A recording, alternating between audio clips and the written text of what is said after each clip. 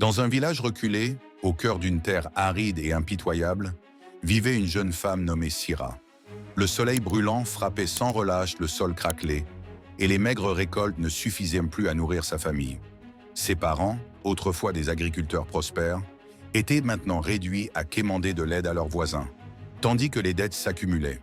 Syrah, à peine âgée de 20 ans, travaillait sans relâche dans les champs, mais son esprit était ailleurs, hanté par des rêves de grandeur. Chaque soir, alors qu'elle contemplait les étoiles, elle s'imaginait loin de cette vie de misère. Dans ses rêves, elle se voyait dans de magnifiques palais, portant des robes de soie, entourée de serviteurs dévoués. Un soir, après une longue journée, Syrah se rendit au marché pour vendre les maigres légumes que sa famille avait cultivés. Tandis qu'elle arpentait les étals poussiéreux, elle remarqua un homme étrange vêtu d'une cape noire, qui l'observait avec une attention dérangeante. Ses yeux perçants semblaient lire en elle. Alors qu'elle passait à proximité de lui, l'homme la héla doucement. « Toi, jeune femme, tu rêves d'une vie différente, n'est-ce pas? Une vie où la richesse coule à flot et où tes luttes appartiennent au passé. » Syrah s'arrêta net. Comment cet homme pouvait-il connaître ses désirs les plus secrets? La curiosité prit le dessus sur sa méfiance. « Qu'est-ce que vous en savez ?» demanda-t-elle, la voix tremblante mais intriguée. L'homme sourit, un sourire à la fois bienveillant et mystérieux. « Je sais beaucoup de choses, et je peux t'offrir tout ce que tu désires, richesse, respect, pouvoir, mais tout cela a un prix. » Syrah sentit une vague d'excitation parcourir son corps. Était-ce là sa chance de fuir cette vie de pauvreté? « Quel prix ?» demanda-t-elle, ses yeux brillants d'espoir. L'homme abaissa légèrement sa capuche, révélant un visage séduisant, mais étrangement inquiétant. « Le prix est simple. En échange de la richesse que tu recevras, une partie de toi disparaîtra chaque jour. Mais la richesse, ma chère, est à toi si tu la veux. » Syrah hésita, sentant un frisson de doute l'envahir. Pourtant, le poids de la pauvreté et du désespoir la poussait à envisager l'offre. « Je veux cette richesse, » dit-elle finalement, déterminée. L'homme sortit un parchemin vieilli et un stylet d'argent. « Signe ici, et ta nouvelle vie commencera. » Sans hésiter, Syrah saisit le stylet et signa son nom. Une vague glaciale la parcourut, mais elle repoussa ce sentiment d'angoisse. Le pacte était conclu.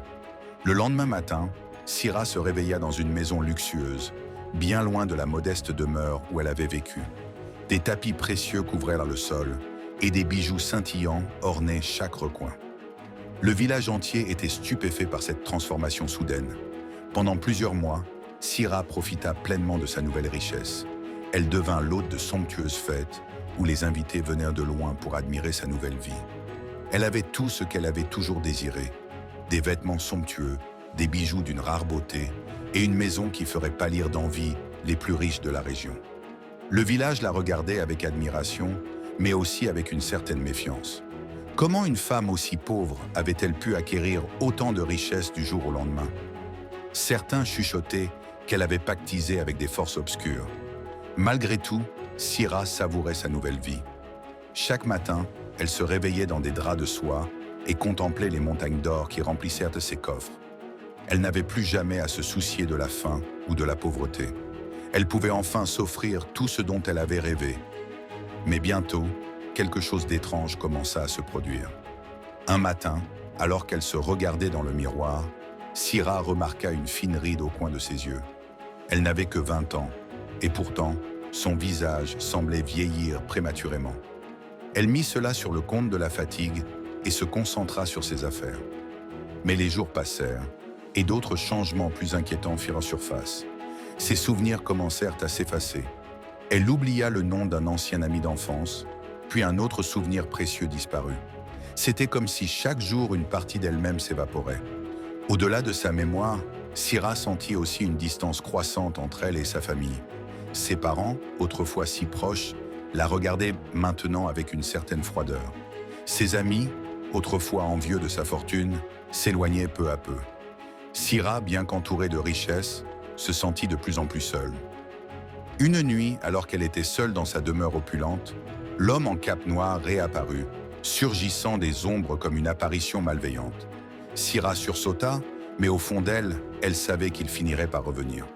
« As-tu profité de ta nouvelle vie, Syrah ?» demanda-t-il avec un sourire narquois. Syrah, déstabilisée par les changements qu'elle vivait, se tourna vers lui avec désespoir. « Qu'est-ce que tu m'as fait? Pourquoi est-ce que je perds des souvenirs? Pourquoi est-ce que je me sens vide ?» L'homme éclata de rire, un rire sinistre et glacé. « Je t'ai donné ce que tu voulais, la richesse. Mais chaque pièce d'or que tu possèdes te prend une partie de ton âme. Tu savais qu'il y avait un prix à payer, Syrah. » Les mots de l'homme la frappèrent comme un coup de poignard. Elle se rendit compte qu'elle avait été aveuglée par son désir de richesse.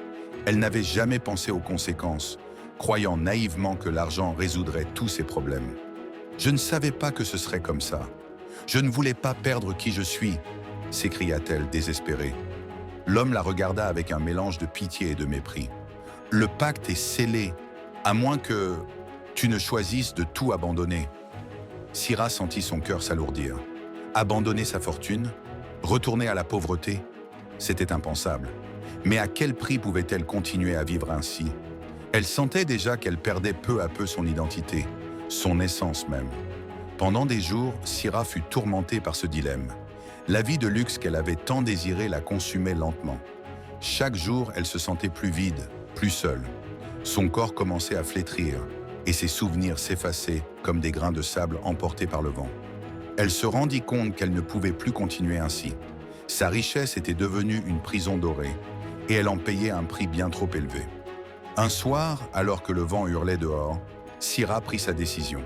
Elle rassembla toutes ses richesses, pièces d'or, bijoux, tapis précieux, et les entassa dans un grand feu au milieu de sa cour.